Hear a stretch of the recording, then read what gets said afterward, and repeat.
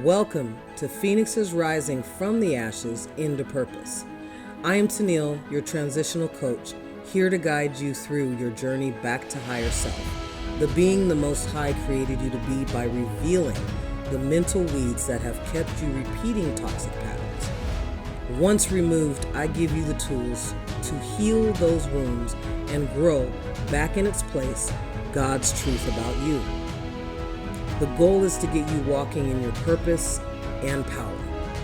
I have available now an introductory course titled, So You've Fallen, Who Said You Can't Get Up? For only $97. To get started, just click on the link in the description box to enroll.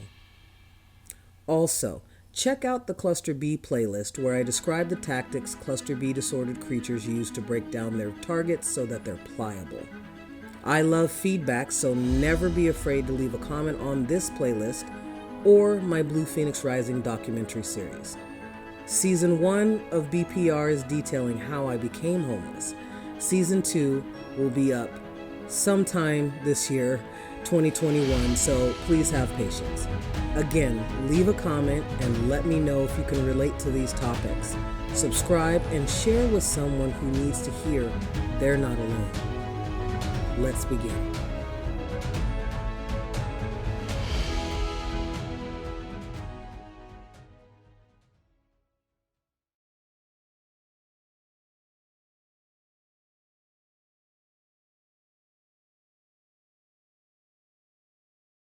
Phoenix is rising. Tennille here, and back with another episode.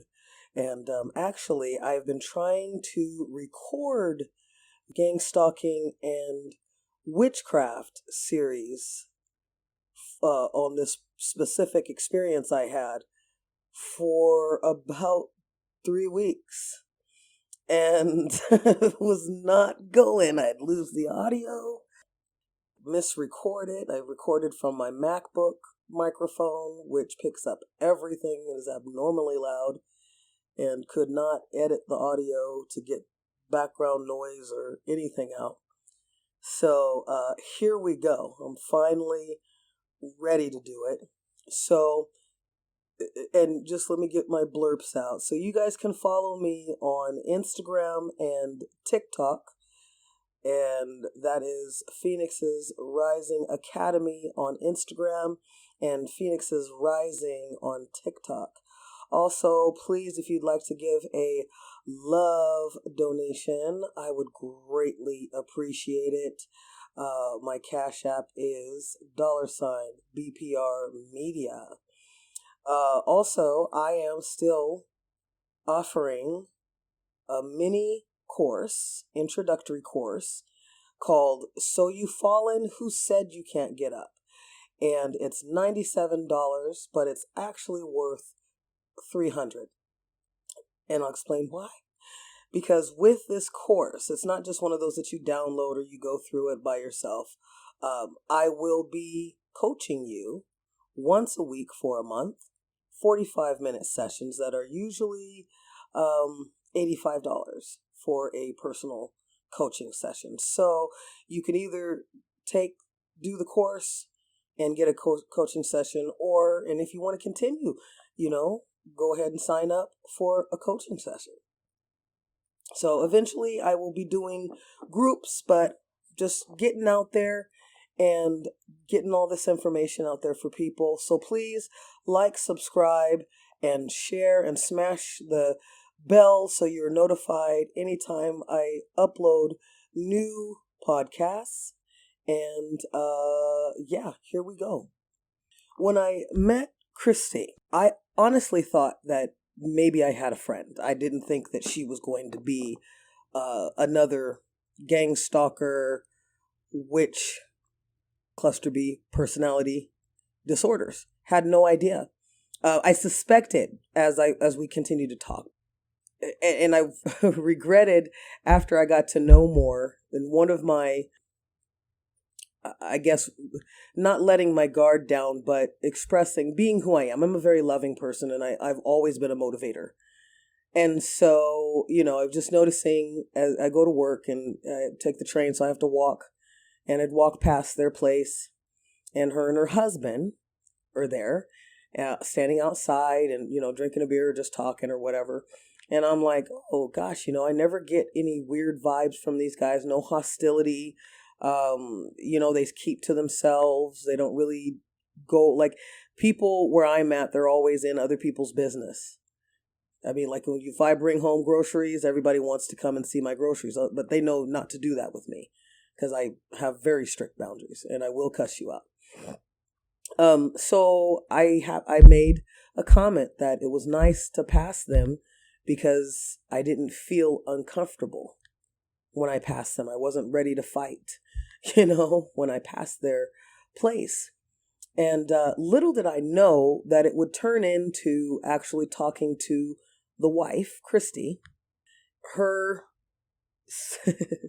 saying to me abruptly, she wanted me to move in with them because if I was somebody, she said, I guess she told her husband that if I wanted to help somebody, one person out of this environment, it would be her. Now, I didn't talk to her about my financial situation, didn't talk to her about my desires to move, because my belief is that Mama God is our provider. I'm not relying on people, not in that sense. And because of having at least the first year of being homeless, living with people for at least 6 months, and experiencing being exploited emotionally, spiritually, physically, sexually, because when you're in that situation, at least here, and these people that I was around felt that they were entitled, because I was malleable, because of course, and it's weird how people will assume that you're one way because so many other people that they've experienced would take on to that. Like, I met a guy who was homeless,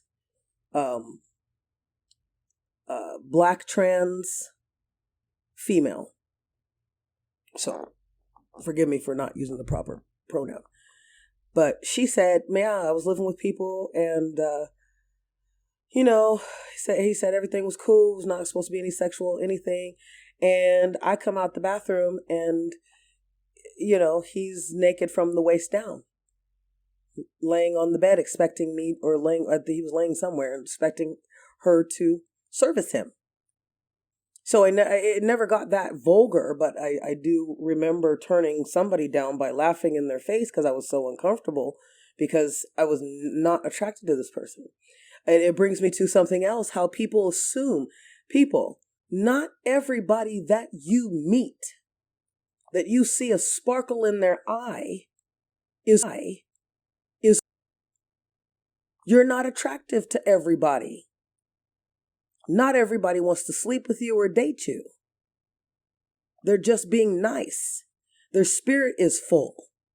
They're happy. People have the right to be happy and talk to other people without this scenario, this storyline being created that these people, and you expect them to perform and to know their lines when they didn't even do a casting call.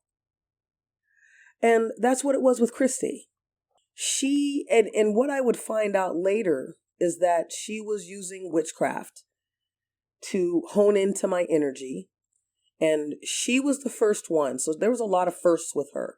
So I am very grateful for my experience because it broadened the scale of, of knowledge, of experience with people with cluster B personality disorders. And again, that is narcissism, psychopathy, sociopathy, antisocial, histrionic, borderline personality, bipolar.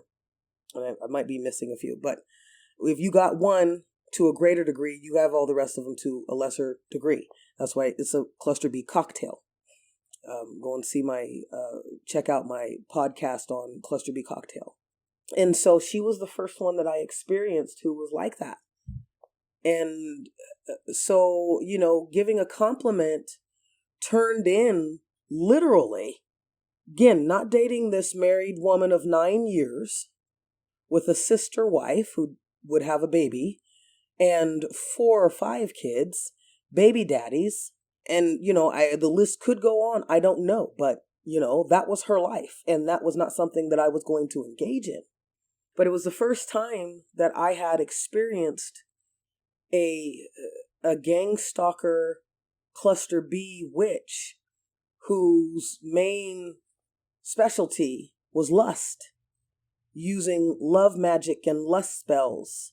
So, she was a succubus, pretty much. So, even at the beginning, she took me to work one night, offered it, and I took it, gave me her business card, didn't think anything of it.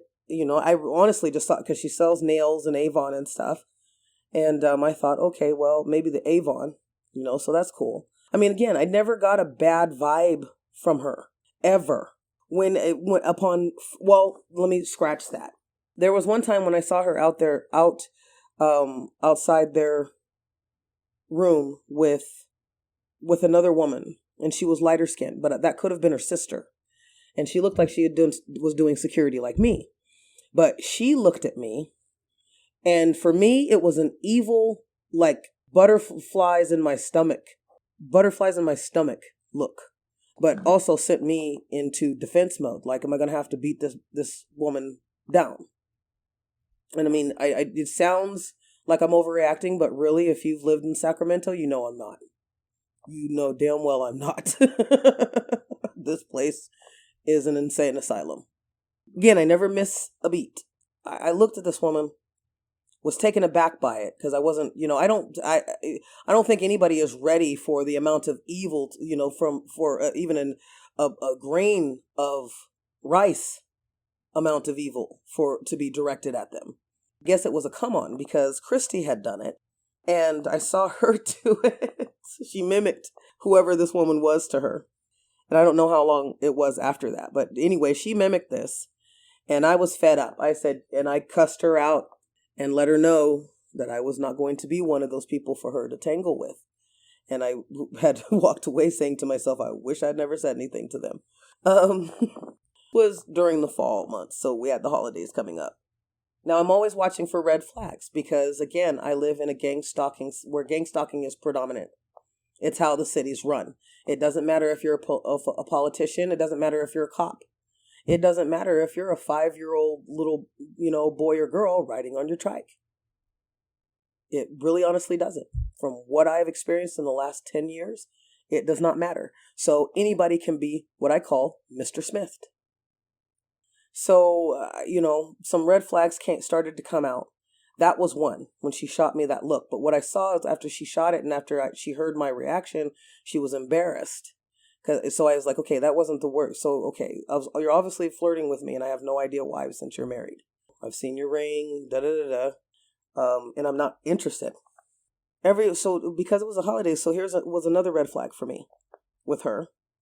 Was that, and see, when you first meet people, this is why you never rush in. It doesn't matter if it's business, friendship, relationship, it doesn't matter.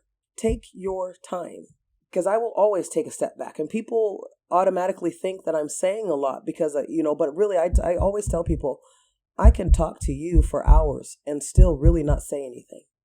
You think that you know me, but you really don't, because I'm so used to talking earth to people that what I really feel, unless you're on that level, you'll never get it. But so holiday, and I'm walking the dogs, and I'm coming back around, and I see her out there kind of watching for me, waiting for me to come around. And because we know that people with cluster B personality disorders are very stingy, but they're also very grandiose. I have my headphones in, and I'm not really wanting to talk to her at all. And so I walk past. I go around some cars to not even go past their room, then get on the sidewalk and continue on with my babes. And she runs after me, and I have to stop because my pity prosperity stops, because she's so friendly and nosy and, loves other people. And she has intuition, but she seems to have lost a bit just for the desperation of connecting, since we're so isolated. So she stops, and I have to stop. And here's this woman in this muumuu nightie And I think it is. And I know it's a muumuu. She's holding out this plastic bag with these samples in it. And I reach and she goes, well, here, and holds them out to me. And I reach for them and she goes, no. And I'm like, okay, I'm done. I am done. I go to turn and walk away because I'm looking at her like you have no idea that I have my tolerance level is like zilch. And she goes, well, no, I just wanted to let you know that, her husband, we're thinking about you. And we just wanted to give you this gift. And while she's talking, I'm looking at the bag. I'm looking at this bag. And it has like 4 samples that you get from like Avon, right? Where you gotta take them out and it's like a cloth of an alcohol swab of some cologne or something, or a little rectangle square package of lotion or something. And so while she's talking to me and going, literally, this is her persona. This is I said, this woman has multiple personality disorders. But so this one was this old grandma. That's what I took from it. This is an old grandma in her muumuu nightie who's handing me Avon. And that's what I said when I came home. I went into my God talk. I talk to Mama all the time, like I'm talking to another human being. And I say, I'm cracking up and I'm saying, Mama, that old lady who's only in her 30s, but that old lady reminded me of my great grandmother or my grandmother who, back in the day, you could buy penny candies. And I'm not that old, but they still, it was the town, not even a city, it was a town that I was in, Ritzville. And they, had rock candy, that old school candy. They just had some old school stuff. The rest of the world was evolving and they barely had their theater open with one movie, so that's what it reminded me of. And it was better to get 5 cents from my grandma to go get 5 different candies, than have 5 little packets of Avon shit that I was never going to use and tell me we just wanted you to have this for Christmas and wish you a Merry Christmas. And so I turned away again. Like I said, I talked to Mom. I was like, I was cracking up looking at it. That was a red flag because she was condescending and because she stopped me from having a natural response and reaction to her quote unquote gift in order to play play through her persona. One of that I would find out would be Minnie. And it pissed me off. So I was just like, okay. So, and you're devaluing me. Now, I had some suspicions. This woman they were a Hispanic couple. I thought to myself, I asked, how does she see me? How is this person looking at me that she would think that a gift, people say, oh, it was a thought that counts. No, it's not it is actually the thought that counts because it shows her mentality. She was showing me her grooming. She was showing me her personality disorder is what she was showing me. But that actual thought as an adult does not count because you didn't think. And if that person is thinking like that, then that means you need to stay away from that person. Because normal people, if you gave me a fruitcake, a pound fruitcake, that would be a thought. But giving me samples that you don't know if I'm allergic to or even need is not something that needs to be applauded. So I avoided her. But as time would go on, there would be more red flags. It was about, I think, a couple weeks before they were getting ready to move into an actual house. Big property. I think she said it was 9,000 square feet or something like this. And I was like, okay, cool, That's when she had brought up to me that she had talked to her husband and she wanted to help little old me. And I said no. Immediately, I said no because I have lived with people before and it was not a good experience. And I had somebody else do this heroic gesture when I was homeless. and they ended up being very abusive. And I just kept it short. And so I said, I said, no, I'm not going to. I said, and I said, on top of that, you don't even know me. Because at this time it had been 7 months, and we had not talked from my first words to them to us talking at that moment. We had not talked. So think about that.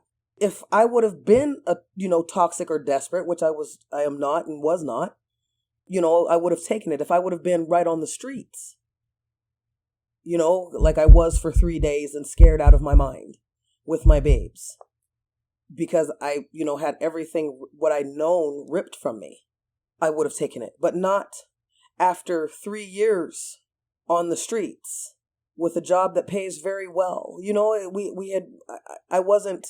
I'm not high on the hog, but I'm comfortable. Spiritually speaking, it's not a person that will save me. If their heart is open, it's a person that is used to not only bless somebody else, but they get blessed as well. So being able to tell the difference of what is constructed, a blessing that's constructed by man and a blessing that is constructed by source, is very important. This was a blessing that what she was trying to pawn off as a blessing was constructed by her, and I would find out how sick and twisted her mind was, and the witchcraft that she was using to get me to be submissive to her will. But she just didn't know me. She propositions me makes this proposition. I had already said no, and she telling me, okay, don't you just think about it. I'm like, okay, so this person really does not like to hear no. And so my best bet, because my mind's racing, and my best bet is just to stay away from her. To be honest, when one of her personalities I did vibe with. And that was the business personality. That was the kind of the Taurian. I love Tauruses. And so she's an Aries sun, which is a no-no for me, and a Taurus combo. And said to be a very powerful combo, but I was just like, both of y'all horns will get ripped off. I'm not in the mood for play. But I do love Tauruses, absolutely, because I don't have to tell them anything. They're extremely stable, and they read. They read like a Virgo reads. They're just a little bit more, I guess I would say, flexible. But I love my Tauruses. Absolutely yummy yum. So I noticed that she couldn't take no for an answer. So I decided to walk away, because once I've told you no, once I've set a boundary, when you cross that, I have spiritual rights, because I am not in a contract with you, and you trying to force a contract on me is not going to end well for you. They ended up leaving, moving into the house. And so she was, it was really weird, because she was still talking about me moving in with her through text, because she had made sure that she got my number and stuff. She didn't even know my name. She didn't even know it. I mean, at least I read it off the card and remembered. So that was another red flag. Besides the fact of not being able to take no for an answer. When she would text me, she's like, okay, yeah, we're going to move in and we're doing this. And took, so she put me on a video call, and I saw it, and I'm thinking, no, I'm not doing this. Because what I was thinking in my head was like, it's like, okay, number one, you don't know me. Number two, now that you're gone, you're not trying to get to know me. And I had this feeling, this sense that she was wanting me to chase her. Like I was supposed to be, now that we had exchanged numbers and she actually got my name, that I was supposed to chase her and always call her, because she's offering me to live with them.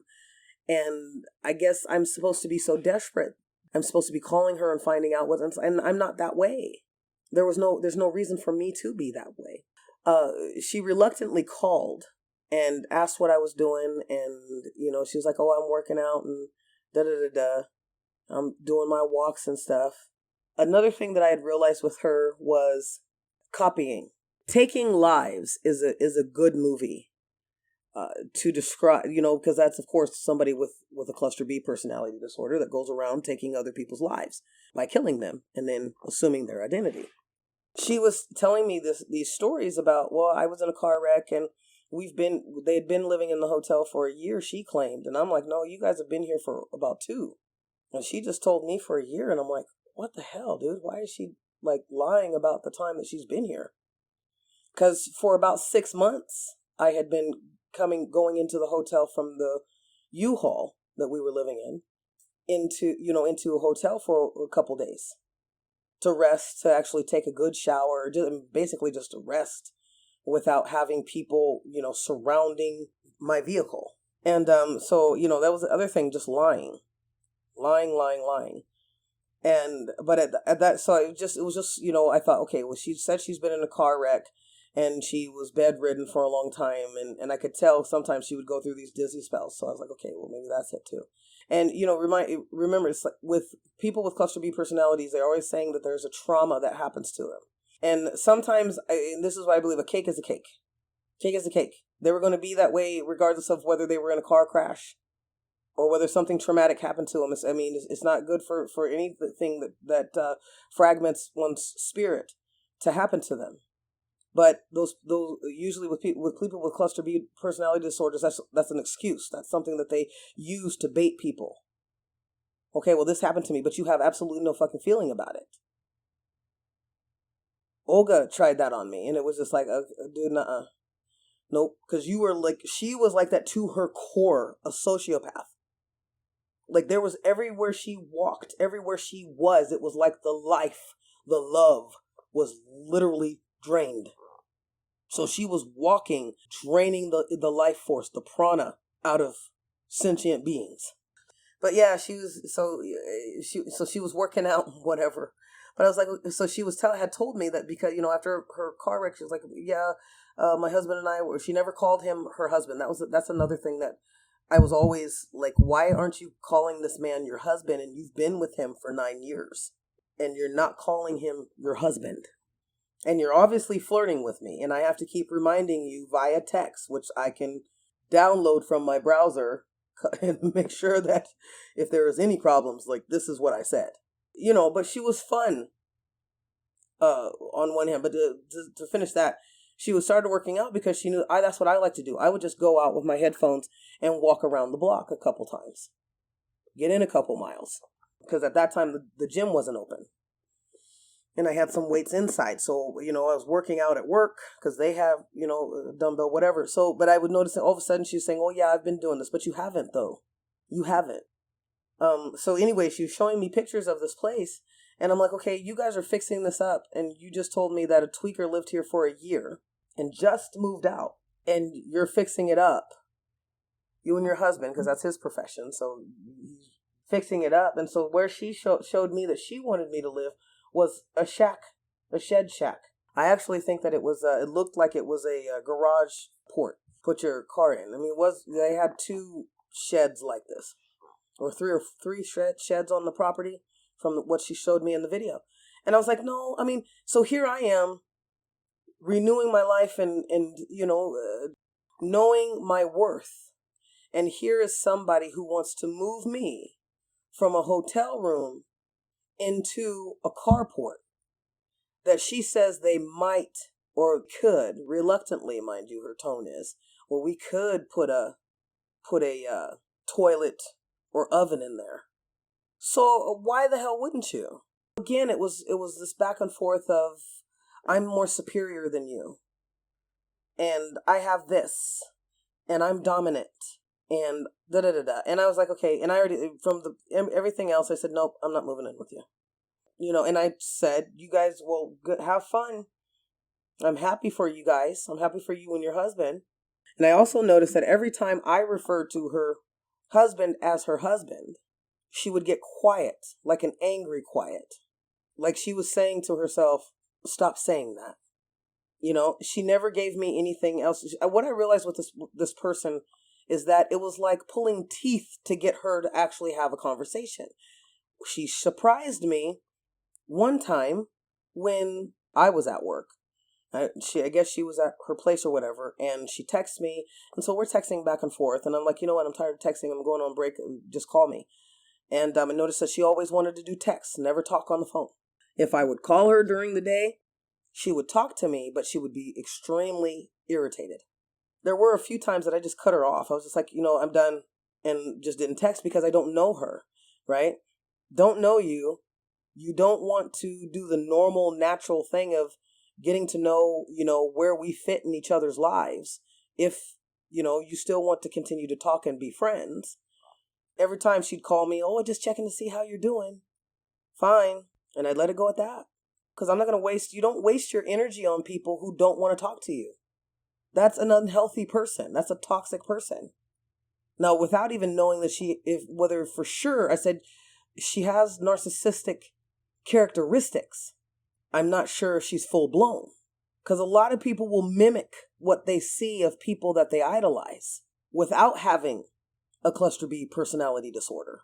So I didn't know if that's what she was doing. I mean, I saw the little girl, the old girl, the hip, cool friend, the business, minded person. And that's what talked to me. Sorry, but that's basically what I got to say. That's the persona that was talking to me that at work. And so from hearing that and being an entrepreneur, empire builder, I was like, all right, cool. And she was into the same products, making the same products and the same business mind that I have. So I was like, okay, here's where it is. All right, because I'm definitely not moving in with you. And I'm definitely not doing a third-party relationship with you because I'm celibate. This I can get into. I can do videos for you and your husband for your business, because she's claimed that they had a business. Then found out later that they were just working, for his boss. And she said that she was working for his boss currently, but never went to work. So I never got that. So I was like, okay, I think maybe the car wreck did something to her brain. And it probably did. But what she was describing to me as business, and I was, we were actually able to have a constructive dialogue. I was like, yeah, this is awesome. See, it's free flowing. There's no hindrance. There's no secrets, because anytime you have this stalemate, it's somebody trying to hide something. But that would be the last good conversation, fluid conversation that we would have. The last, because the rest was just texting, the last straw for me, with just this person, trying to be friends with this person, get to know this person as a friend, and my hope for a possible business partner client, probably just a client, to help me build my production portfolio, video production portfolio, by working, doing a commercial for a video, or for a construction company. Time goes on, and we're really just not, we're just texting and little things and whatever. And I'm like, okay, cool, whatever. This is fine. What the bomb dropped when she was telling me that her best friend was pregnant and about ready to have her baby. So we've been talking, I think, for about a month or so, and she's bringing this up. And so I'm like, okay, cool. And she's like, well, there might be some problems and da-da-da. I'm like, okay. I know nothing about pregnancy, never been pregnant. So I don't know anything about pregnancy. And the terms, I'm just like, oh, okay, I don't know. But I listened. So the night of, I think she had reminded me, sent me a text that, yeah, my best friend is getting ready to have her baby, and whatever. So I text her, and I asked her, I was like, oh, is everything okay with you and the babe, and what's happening? Did she have the baby or whatever?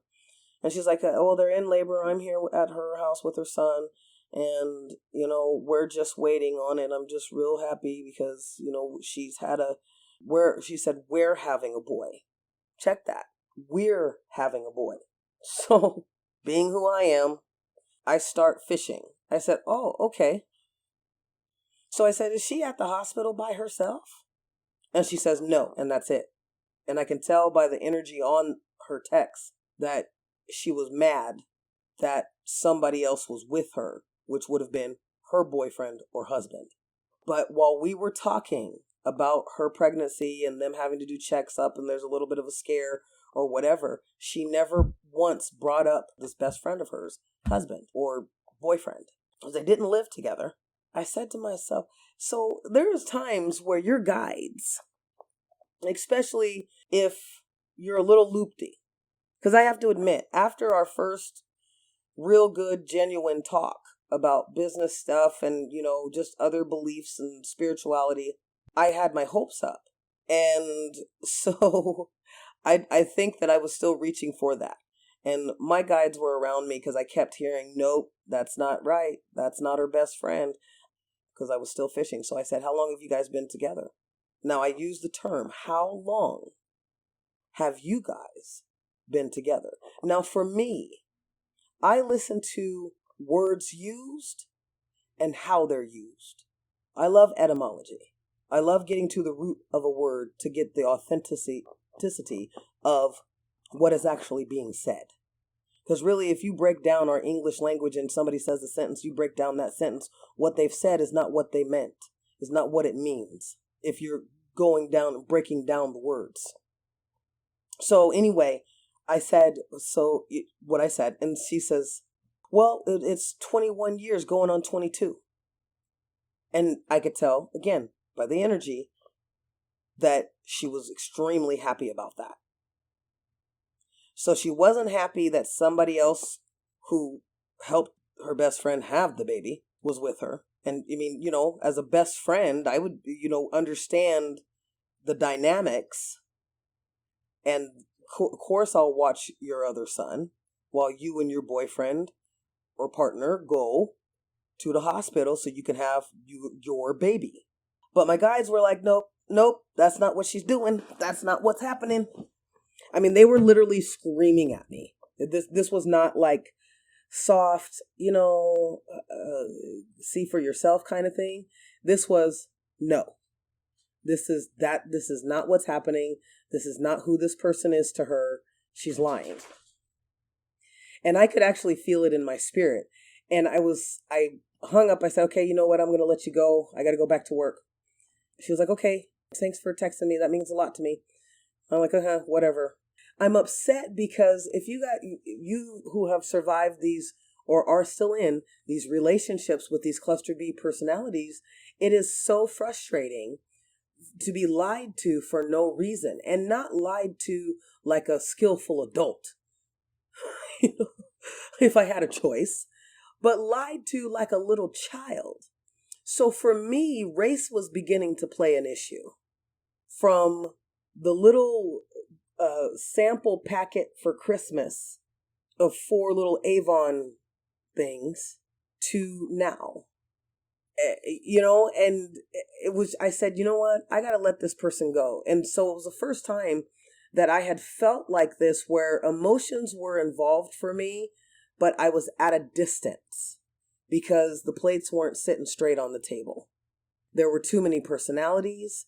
I had never experienced personas like this coming from a cluster B personality.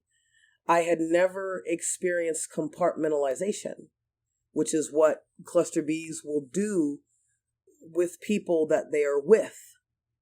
They will keep them separate, and they have the ability to shut off.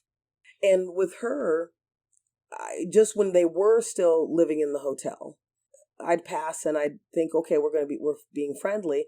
And she would give me the most hateful, demonic look. Like, why are you bothering me? I don't know you. I'd go some time without talking to her. And then she'd, oh, hi, how are you? What's wrong? Like nothing ever happened. So here this woman had a husband. And this woman, what I basically heard in my intuition was, this is her girlfriend. This is not somebody that she's best friends with. Probably started out that way, but this is her girlfriend. And they are having a baby. So again, as I've mentioned in other podcasts, you won't know because they're so good. I mean, having the cluster B cocktail means that you're a sociopath as well. Not just a narcissist, not just a psychopath. So you have no feelings. You can cut things off. You can compartmentalize and organize things to where, or people to where they don't know about the other one. It seems to be too that they have to refresh their memory as to, okay, let me go through my mental files and see what you are to me, or what stage of the grooming am I at with you, right? So she was still in the grooming stage, still trying to get me in under her control by moving into this plantation with her. I would be in the masses guest house or whatever. And I was like, nope, I'm done. I stopped talking to her, and I got back on my grind, and work and business setup and all that. And next thing I know, she's calling me at, God, I don't know. It was late at night. And I'm like, what? And she was like, come and look out your door. I'm like, I'm not into this shit, dude. I'm getting ready to go to bed. Like, where are you at? And she's like, oh, look outside your door. I'm here. Basically, she claims that she left her husband, and because he was accusing her of cheating with the masseuse, and that he was married and all this stuff. So she's telling me what's going down. He was married. I found out he was married when we were looking for houses to buy. So two things happened when she had come here on this grandiose journey on her, whatever it was. And so two things stood out for me. One was that she had already known that he was married because they had been looking for houses quite a while. And she told me that she had known that he was married. She told me that, about the ring, showed me the ring that he gave her, showed me some pictures, just real weird stuff. And so now you're telling me that it's an issue after 9 years with this man, that he's not divorced and has been cheating on you. And he keeps bringing up the masseuse. And so when's the first time she had told me this? Oh yeah, he keeps thinking that I'm cheating on him with the masseuse. And in my head, I said, because you are. He doesn't mind you being, and I could already, again, being an intuitive, being, as heightened as I am, this was the rundown of their relationship. You can be with women, just not men. Let me know where you're going. You're doing too much. You know what I mean? It was basically one of those open relationships with gender specifics. And that was it. But when she got mad when I was talking to her at work, and I said, yeah, there's this guy, and it's like, he's very cute. She said, what? I'm like, yeah, he's absolutely yummy. Now, I appreciate people. He has my coworker had a good spirit. We could talk on the level of spirituality, which I don't with a lot of men. So, and I just was acknowledging how soft he was, and he is a cutie. And that's okay. She goes, well, I thought that you were a lesbian.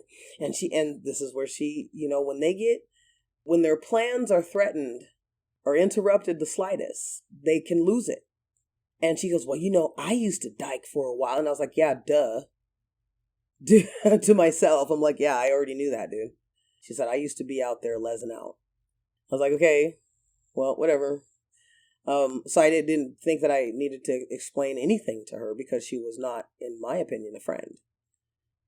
So anyway, after all this, so she comes to the hotel, back to the hotel. She tells me this lie. And everything in me, my intuition is like, nope. My guides are like, nope, nope, nope, nope. This is not Captain Sava Cluster B. This is get away from this person right now. Because I'd already been starting to notice this, like, gosh, every time she's in my energy field, it feels like an F5 tornado of fire and brimstone. Like everything is, it's like there's a destroyer feeling around, whirling around.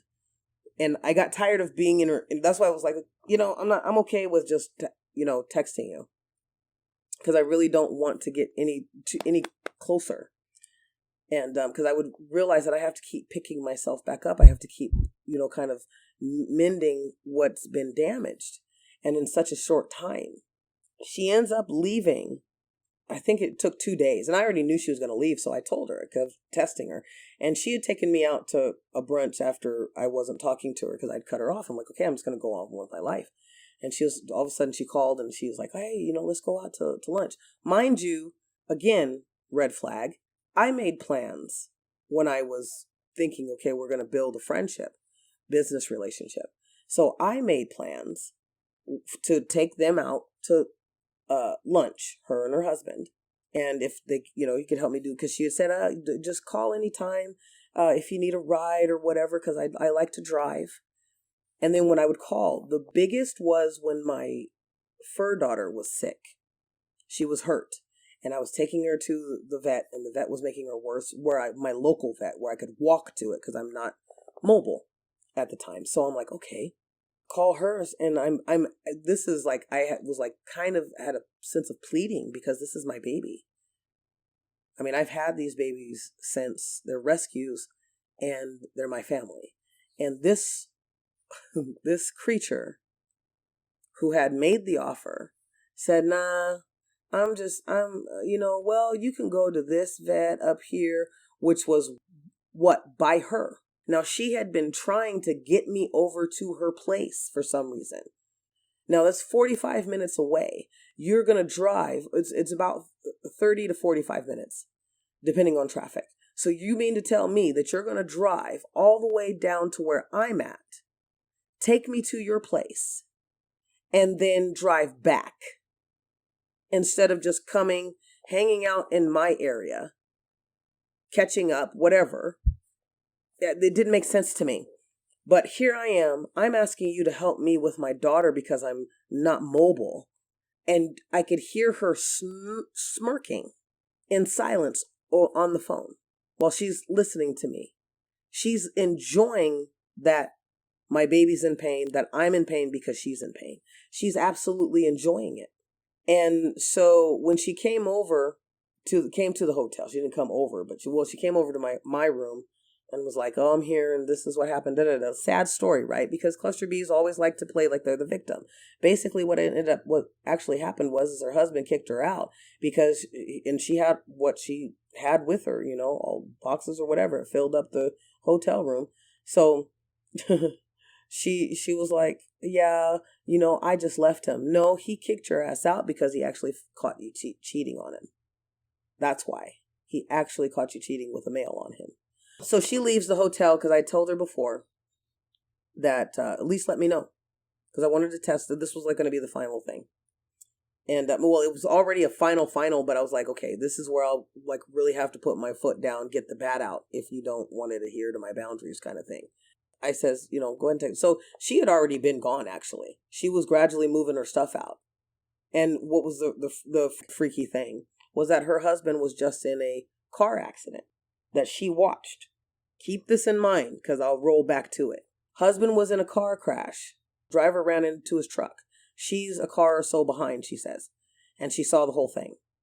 Now, remind you, this is a woman with a cluster B personalities. She's telling me this. He's found out that she's cheated on him. He's kicked her out. So on the other hand, he's calling her and she's just can't wait to answer. So, if you've left somebody, you put them on lock. You make them wait for you. You don't wait for them. You're literally waiting for his call. Why? Because as a cluster B personality, you have core hosts. The one that even if you're in between supplies and creating personas for those other supplies, you have a main host.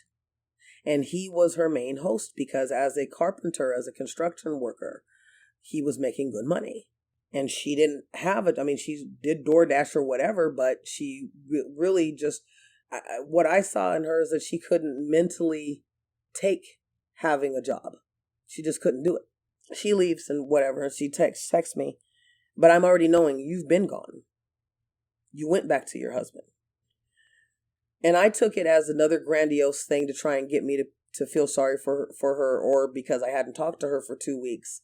It was a way for her to induce conversation, which I'll talk about in another podcast, induced conversations.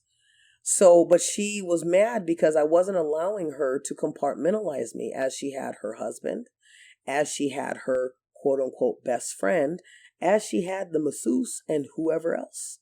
And I remembered thinking to myself, again, because race for some reason kept coming up. Now, I don't race bait.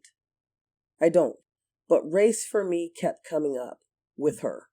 I just kept feeling like the reason, because she kept telling me, oh, I'm going to come back for you. You're going to move in. And I, how many times do I have to tell you no that I'm not moving in with you? Like, what is this fantasy in your head that, like, why aren't you taking no for an answer? Why do you think that you can dominate somebody or force them into your world when they have no desire to be there, especially because things are falling and crashing down around you? So after she left the hotel and she texted me, she goes, but again, I'll come back for you, was her tagline. I'll come back for you. I'm human. And even though I have 3 fur babies, we're not in a pet store. But she was compartmentalizing me, wanting me to stay where until she got her life together. And she really honestly thought that her and her husband getting a house, which fell through later. I mean, it was a no-go. But she thought that her and her husband getting a house would keep me bound to her. And it does not make any sense at all. So when she texts me and she says, oh yeah, I just wanted to let you know that I'm up in this area and, it's easier to do DoorDash up here. And I'm like, okay, you just told another lie because your husband works there. Now I had told her that I don't do third-party relationships in one of our conversations. And so I think that that's what kind of held her. With this person, it was the first time, there were so many differences in her using the lust, and I'll get to that. But the difference is that she was fighting herself. That's why I was like, okay, you have narcissistic characteristics. It seems more than you are a cluster B personality. Like you have DID possibly, and I'm not a psychiatrist, but I saw the little girl. I saw the badass, masculine. I saw the old lady. I also saw the numb person, the person who just, I don't feel like talking, you know what I mean? So I was tired of it. And I was tired of cutting her off and her always finding a way to come back in. Some grandiose gesture. And so when she texts me, yeah, I'm out in here or whatever, I said, you know what? No, I'm okay. I said, I wish you and your family well. I hope everything goes well for you guys and you guys get back together and do all this, that you're going to do and da-da-da. And she was like, oh, okay. I think it might have been a day later that a gang stalker, who I've seen he's a gang member, Norteños, Santa Muerte cult. So a gang stalker is watching me come out of my hotel room. Now, I do have gifts. One of those, I have several, so it's not one, but one that tuned in was being able to hear sometimes what is being directed towards me. So I can hear conversations. Not all the time. Sometimes I can just pick up those particles and form a wave, to get an image. And that's it. This time I heard it clear as day. I heard her talking to this guy over the phone and I was nowhere near him. And she says, does she see you? It's her voice. And she says, does she see you? Because he had been up on top of the balcony, it's over the office, and he had come down. I decided to swoop around because I am not tolerating any type of effery from anybody. And as far as the gang stalking, flying monkeys, Norteños or whatever, I give no damns about what set you claim. None. You will not violate me anymore. So I walked back out, and I did have to get some ice, so I walked back out, looked him dead in his eyes, and as I'm walking past him, still looking at him, he's trembling, eyes watery, and he's mouthing a stuttered yes. And she says, shit. So here this is the reason, again, I can't stress this enough, you guys. This is the reason why you take your time getting to know people. You got to take your time getting to know people because they're not right away. I mean, it's just common sense. People don't show you everything about them, especially their deep, dark secrets, when you first meet them. Fortunately in this case, because she was a cluster B personality and a gang stalker and a gang member, she had already been set in the ways of showing and treating people like they didn't matter. Withholding conversations, the silent treatment, acting disinterested, being demanding, the whole nine. That's not something that healthy people do when they first meet people. I've talked to enough people, had enough interactions throughout my lifetime to know that. And when somebody lets you go, you don't have somebody, one of your gang cult members, stalk you, stalk somebody because they've cut you off before I guess she could get through with the grooming. Whatever agenda she had for me was not me. And I still don't understand why people, basically want you to wait for them to catch up. So I'm thinking to myself, I've gone through all this in the last 10 years. I have literally gone through hell and back. Died, come back. Died, come back. Gone through so many dark nights of the soul. Got in touch with my shadow. Got to know my guides, what their names are. Have a strong personal relationship. Making life better than before I was homeless. Why would I give that up?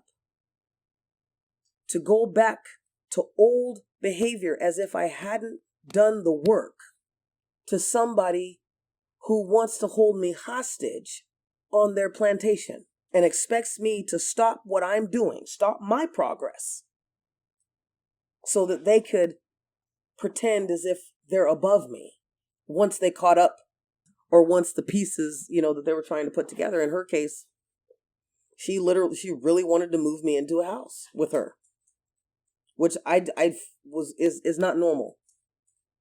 So somebody that you haven't talked to, somebody that you've been racist towards, somebody that you've been hateful towards for absolutely no reason. And I did show her love and compassion because that's just the way that I am.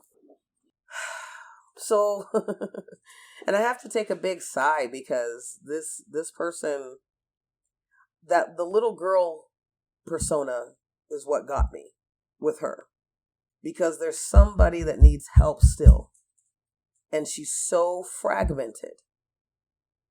She was the first cluster B that I met after knowing, and after, just that cluster Bs. Ogre has been stalking and harassing me, sending flying monkeys to me, doing witchcraft spells. I mean, like death spells, putting out hits on me because of her pathological envy for years.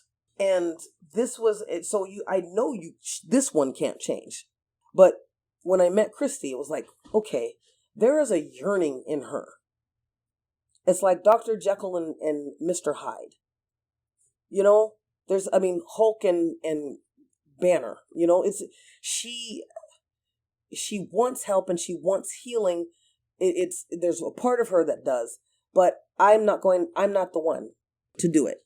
But I felt for her because, and just like I felt for my fellow homeless people who are out there prostituting to feed themselves or to get their fix, I felt sorry for them because it's like, okay, you guys have just lost all motivation to the point where you've had to create a culture that gives you some type of purpose. That's why you see everybody with all these boxes and tires and, because they're making their home on the streets.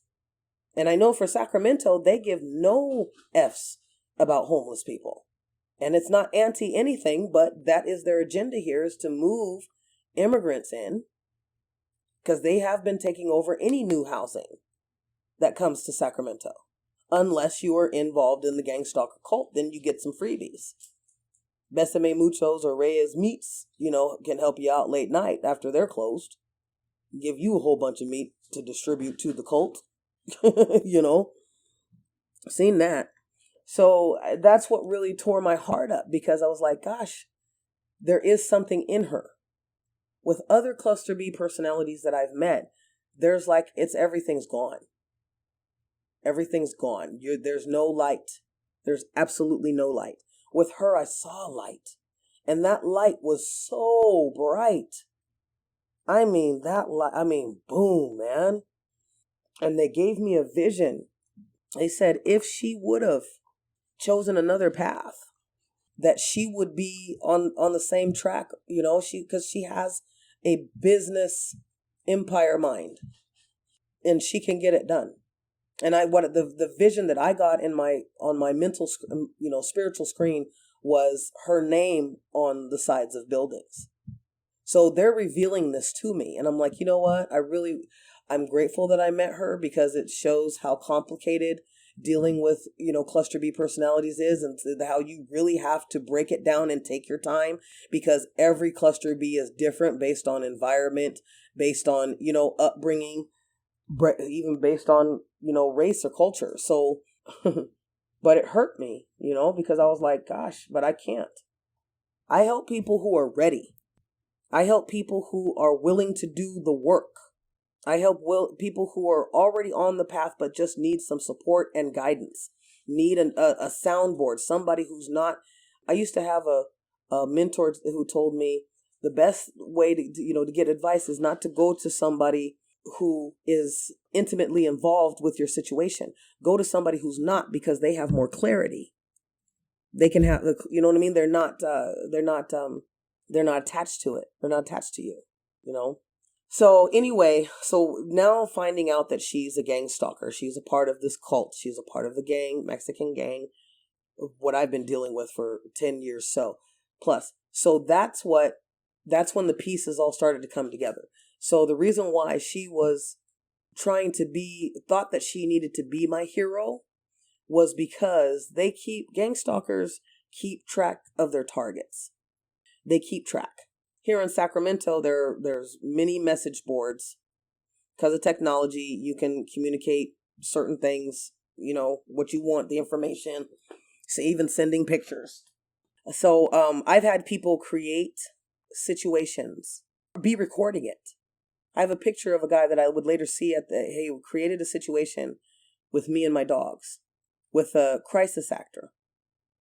And they are real. They got a crisis acting here in a college of some sort, school instructors, whatever, in Sacramento, in California.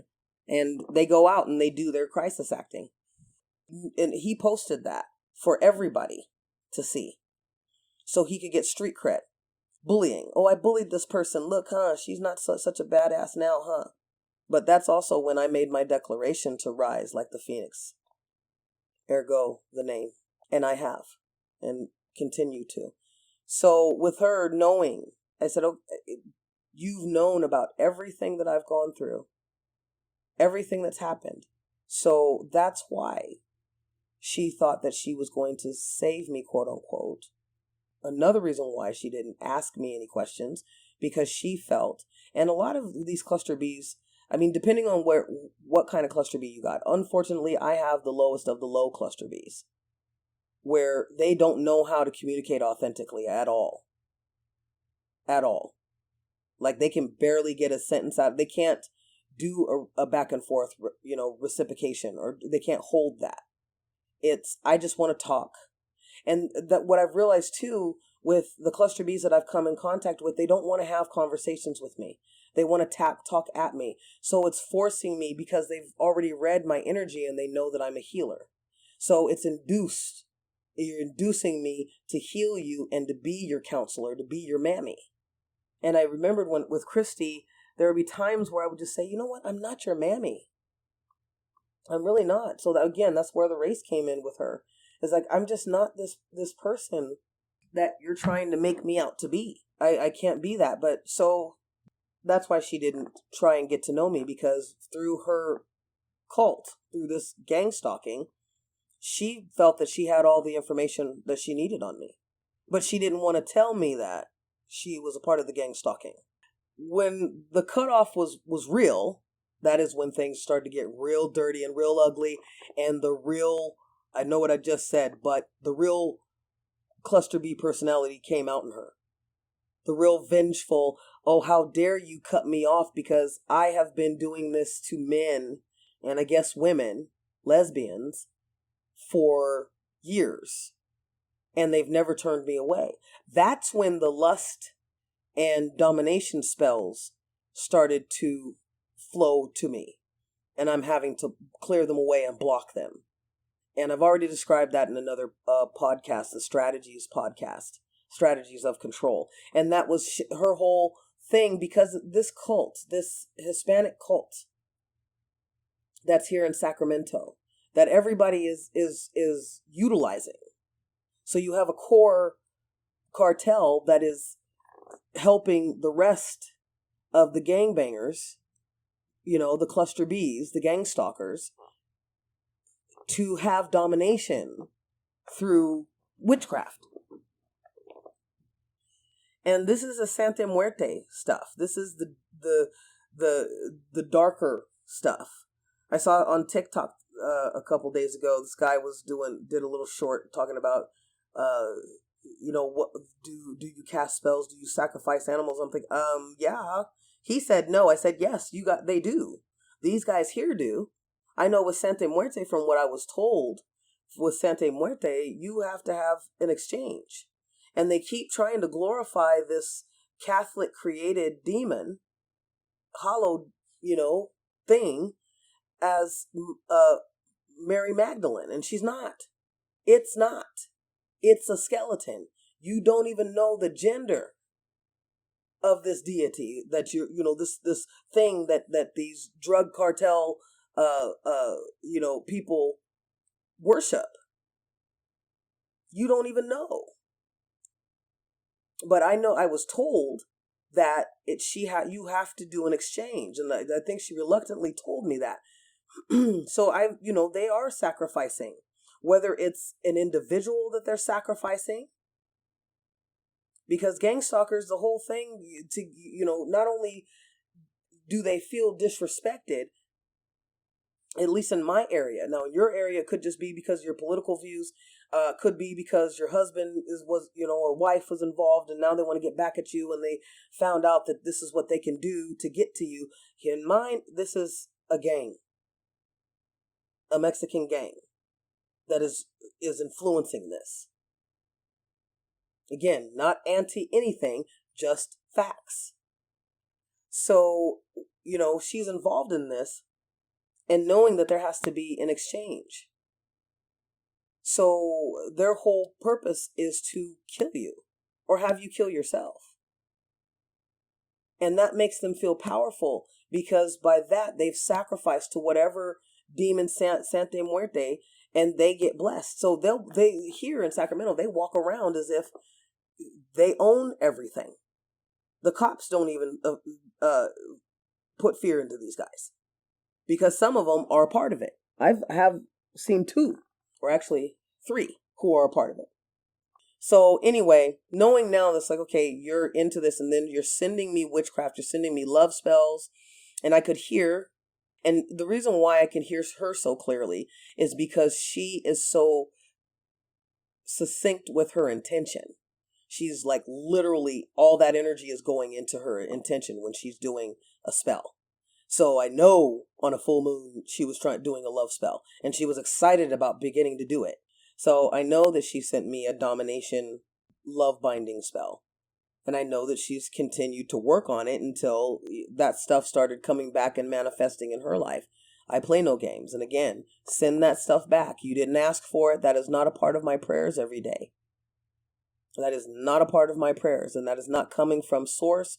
That is not coming from Mama God. That is not coming from my ancestors or my guide. Somebody is sending evil and trying to get you to control your will. That's on them. And it needs to go back to them. Because if you don't send it back, it will manifest within you. Because you're allowing it to sit there. There's a reader. I'm going to go over her because she was in my energy field. And I'm only less than 2 hours away from her.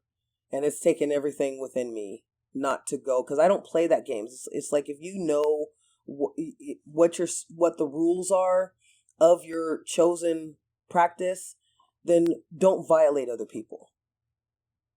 Just don't do it. But that's with anything, with anybody. And so Kristy had decided that she was going to try and force me to be with her, to not date anybody else, where it really got freaky was, and as I said, they're all around me still. They just leave me alone. But then when somebody says, oh, this person did this to me, this person did that to me, so you have to lie and make up stuff in order to get people hyped enough to take on your problem with or for you.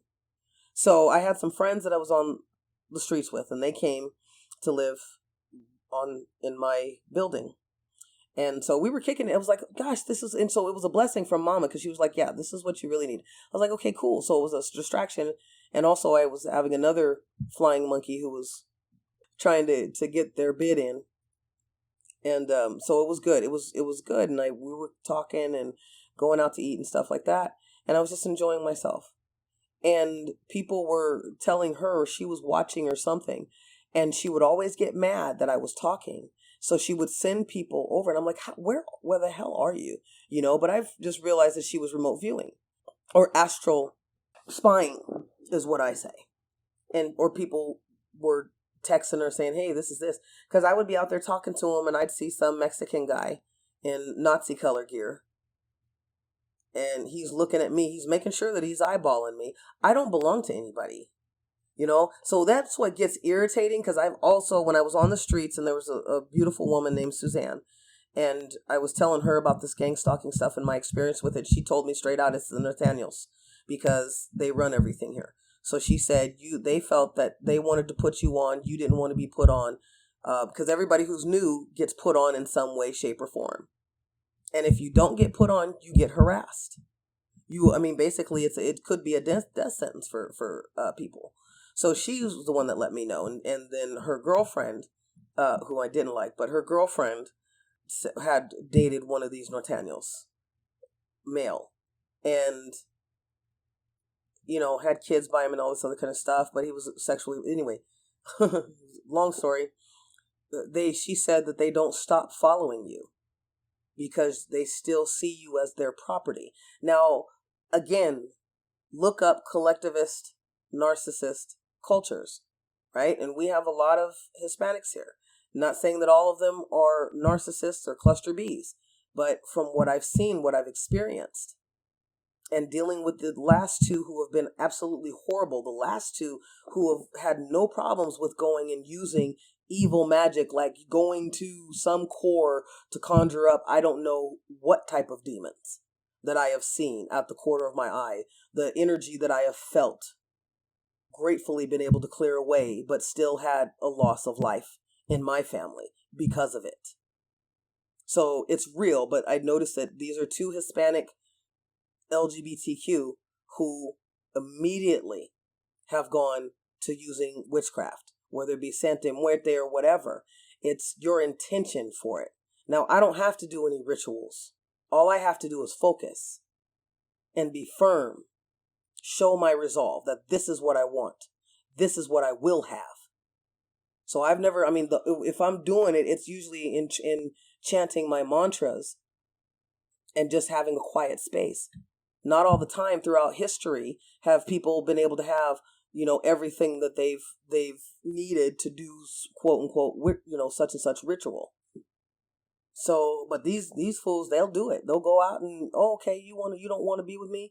Okay, you don't want to let me control or dominate you or lust over you or come into your dream space, because that's what Kristy was doing.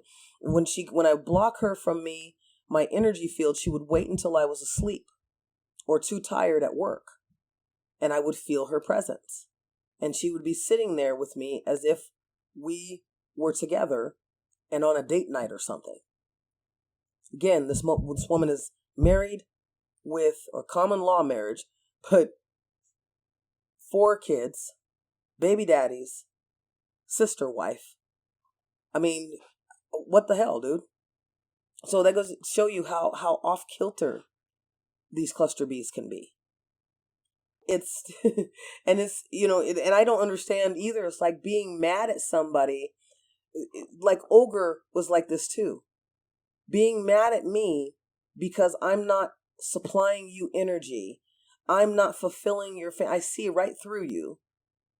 And, this woman was a pedophile. So, I would later find that out, that she was a pedophile. So, I've met crazy people because I'm in a crazy city. I have met crazy people because I'm in a crazy city. But it's absolutely bizarre to me. Even though I've had so many interactions and done so much research and study on cluster B personalities that it is still, it's, you almost wonder, it's like, okay, because, and especially because I saw some light in her, but you're still having people stalk me. You're still determined to have your way because it's about control. With Ogre, it was about control. Both of them, one actually ended up, holding me hostage, really was sabotaging my jobs and whatnot. This one wanted me to live into the prison so she could hold me hostage. And I don't understand, because I asked Kristy, I said, what, didn't somebody warn you? Your gang member cult, your Santa Muerte people, didn't they warn you? Do you have guides that you talk to? Did the demon that you conjured warn you not to mess with me? And I told her, I said, I know you have narcissistic characteristics.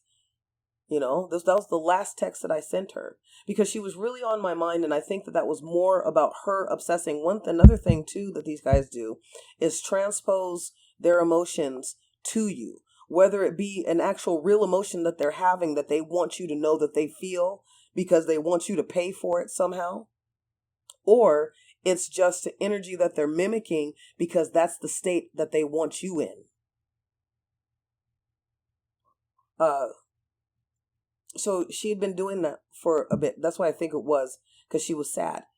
And I was feeling the sadness. I'm like, I'm not really sad. I'm actually happy that she's gone because, like I said, she's an F5 tornado of hellfire and brimstone. Just a destroyer. That was another thing when I found out that she was into this gang stalking and this Mexican gang cult, that she was probably supposed to be the one to take me down, to get me off. Because none of them have liked that I've leveled up and that I continue to level up.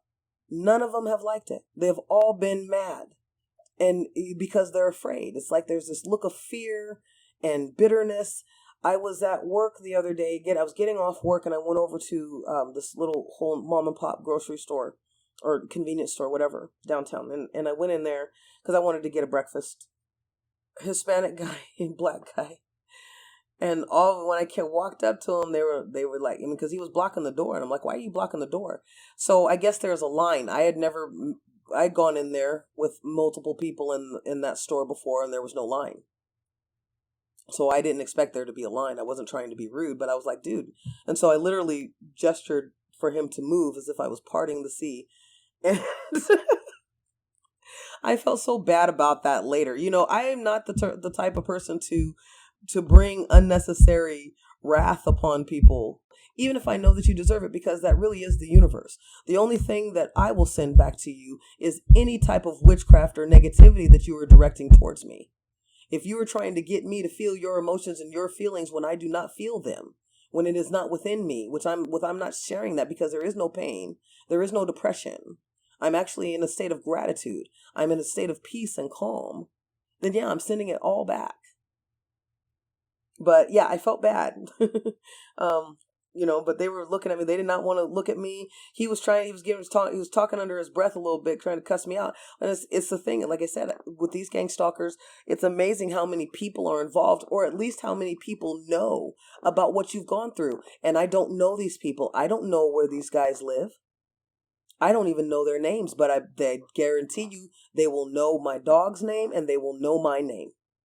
Because anytime they've wanted to stalk or harass me, they've known exactly what side I'm at, exactly what my schedule is. And that has been bizarre.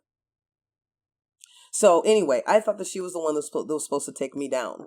I thought, that was your charge. So she could get some street cred and get some money out of me. That was another thing that I was hearing in her mental dialogue was, oh yeah, $1,000. And I remember kind of responding back. It's weird to see the play between your two physical beings in the flesh. You're standing there. Nobody's saying anything, but there's talk going on between you and your higher selves and your guides, right? There's talk. And so I was telling her through that that, no, you can sign up for a session, but I'm not giving you $1,000. I still don't know where that came from. So I was like, okay. So then they revealed to me, okay, she's a gold digger because she married this guy, got with this guy for money. She got with her first husband for money. And with cluster Bs, when they do something, some of them are not very skilled. And when they do something, they do have a tendency to lose themselves and slip up between personas and actually say some real stuff. Like I found a lot of stuff through Olga about the gang stalking and who were the players. Like she told me who the players were in this city, at least. I don't know about every other city, but in this city, and she said this is all of California though, that they're planning on taking over. Go talk to her. So I tell people, go talk to her because she told me.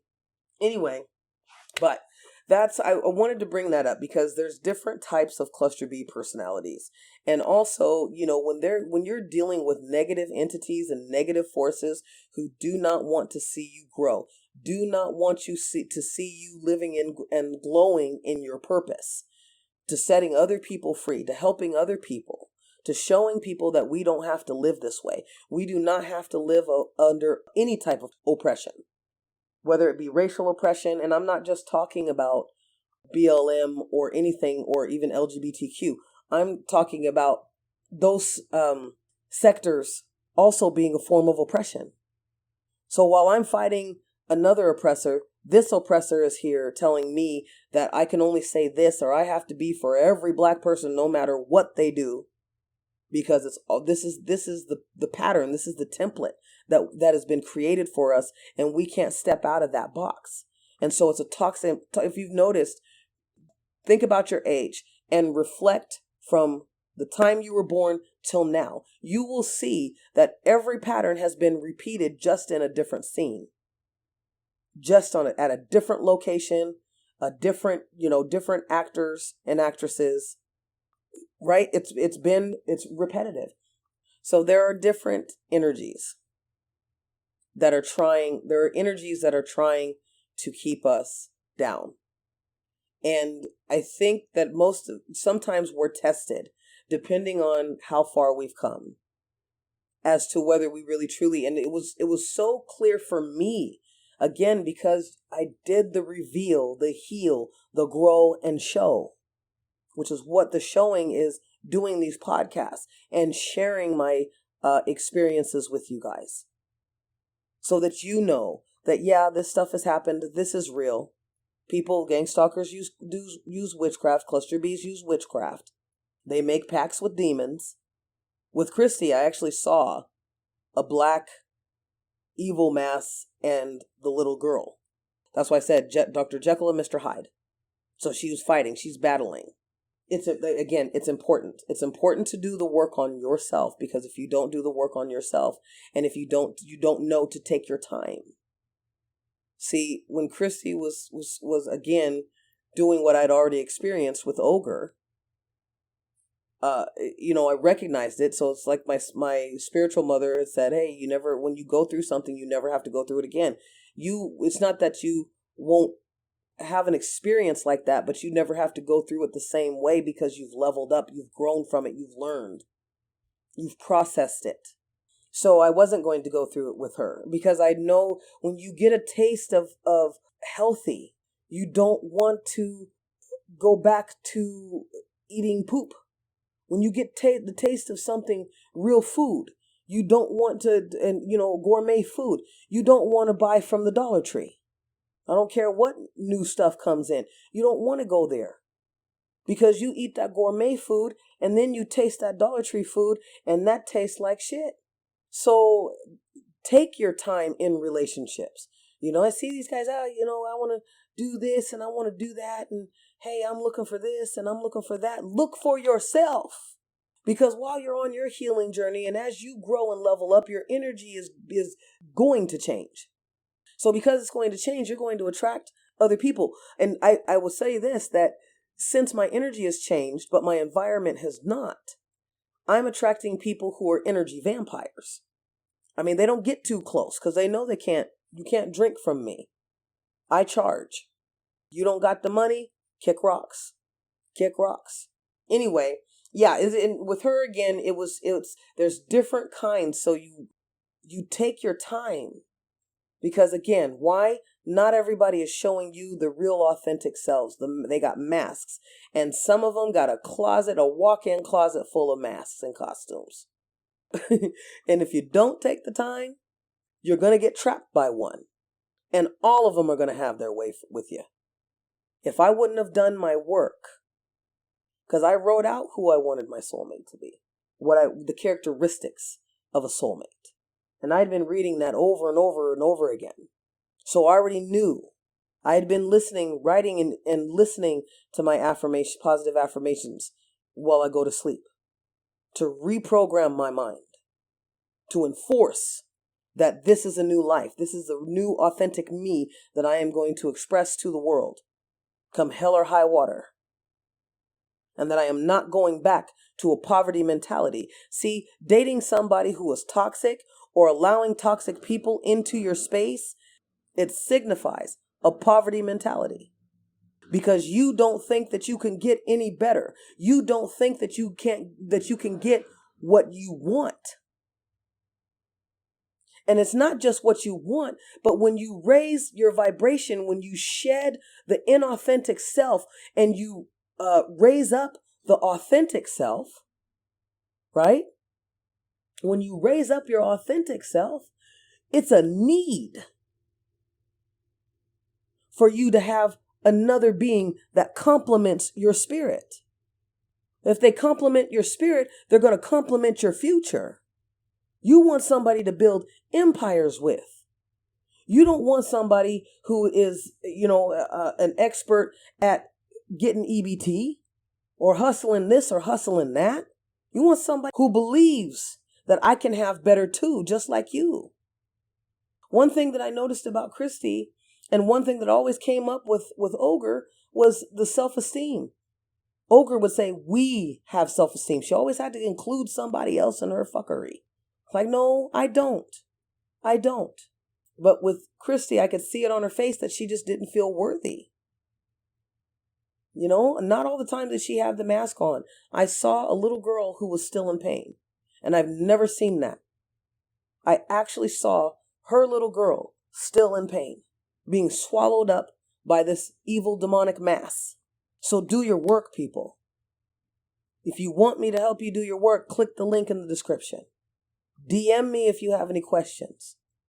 Comment. Share your story. You're only as sick as your secrets, as they say. Right? All right. So I have neighbors that are deciding that they want to work on their car. So I'm going to go out there and bust them up. But I really hope that this has been helpful for you guys, just to hear my experiences. And if you could relate to some or part or all, or if you know somebody that can relate, share it. Again, don't forget to like, subscribe, and hit the bell button to be notified of any new podcasts that I do. All right. And remember, your blessings are in your ashes. Rise, Phoenix.